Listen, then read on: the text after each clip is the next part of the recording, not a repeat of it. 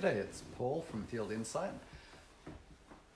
I developed this software product, FieldInsight Job Management Software, which helps you get organised and manage field service businesses. We've got lots of different industries we support, 30 industries. We're focused on HVAC because it's complicated technical job management, and that's where we see our specialty is the whole end-to-end management of complex job management businesses and workflow.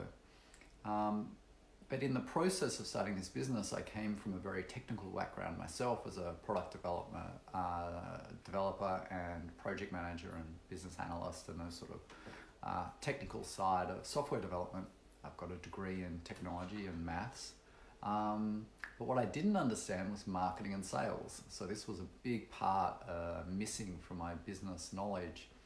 So I sort of realized 2 years ago our business just wasn't growing the way I wanted to, and I had this big knowledge gap.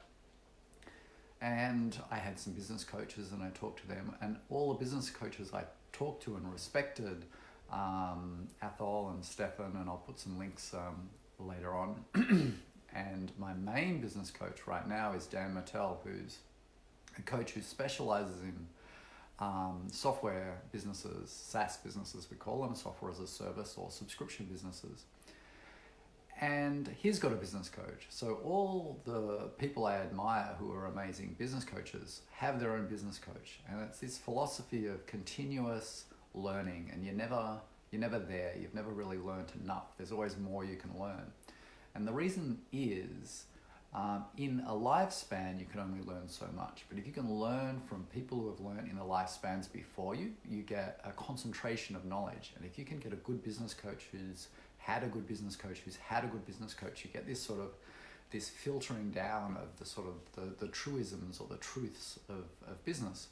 So in the last 2 years, I've probably spent $100,000 on marketing coaches and understanding marketing better. And I've gone from a very low level of understanding of marketing and sales to a much, much deeper level now, to a point where our business is growing, and we're doing what I want my business to do. And there's a few things which I've learned, which I'd like to share with you in this marketing journey I've been on. Some simple things, actually.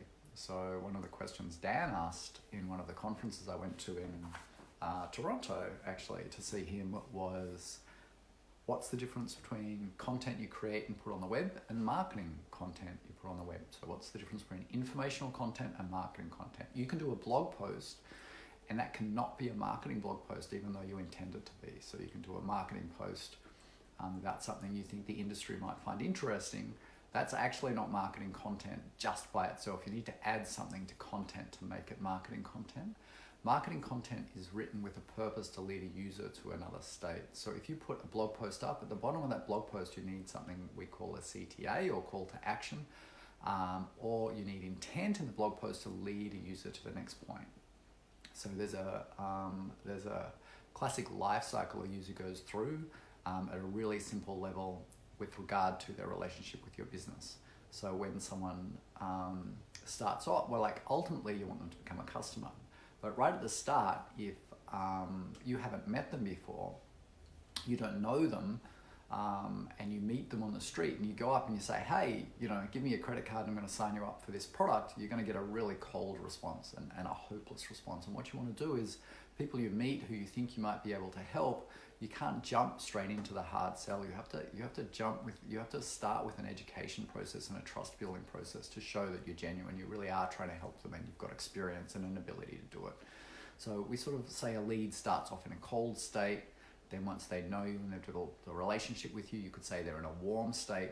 And then when they're sort of interested in your product and maybe they're ready to buy, you could say they're in a hot state. So it's the same person, but over time, their relationship with you changes. So when you produce content or you have marketing intent with a user, it makes a lot of sense to nurture people through. Now, different marketing channels favor, so like a marketing channel might be Facebook or paid Google AdWords or nurturing your existing database, mail outs. Different marketing channels are trying to attract people at different buying stages. So if you're on Google paid, typically you might advertise keywords which are targeting people already in a hot state, and that makes them quite expensive as leads because you're trying to get people who are ready to buy in a relative short period of time. There's a lot of competition for those people and the cost per clicks can be high. If you do Facebook or social media, you might be trying to market people who are cold. They know they have a problem, don't know anything about your product, and they haven't really worked out how they're going to solve their problem yet. And you might be nurturing a relationship with those people. So that's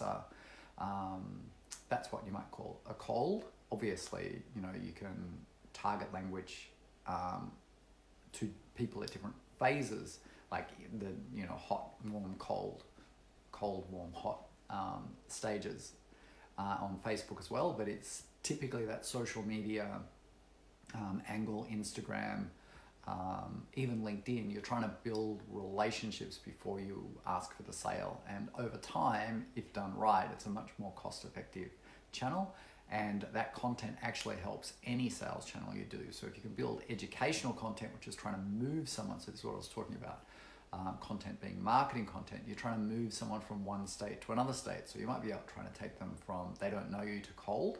You might take that, so you've got no lead to getting a lead, or you might want to take them from cold to warm, or from warm to hot. So the whole marketing journey is about moving people along that journey from cold to a paying customer. And then once they're a customer, you want to deliver and over-service them and make sure that they have a really successful outcome. So yeah, just a little recap. So the whole marketing content purpose is to produce content which moves a user from one place to another stage. So just producing a blog post is not marketing content. Producing a blog post which is trying to move a user from one of these positions, cold to warm or warm to hot, that's marketing content. So if you are getting anyone to do marketing for you, you want to evaluate what they've done for you in that mindset. Anyway, I really believe that if you feel you lack a skill in your business, or even if you think you've nailed a certain area, it's really worth looking at coaches and just continuous education in yourself and investment in yourself to push yourself to that next level of skill set and experience to take your business to the next level.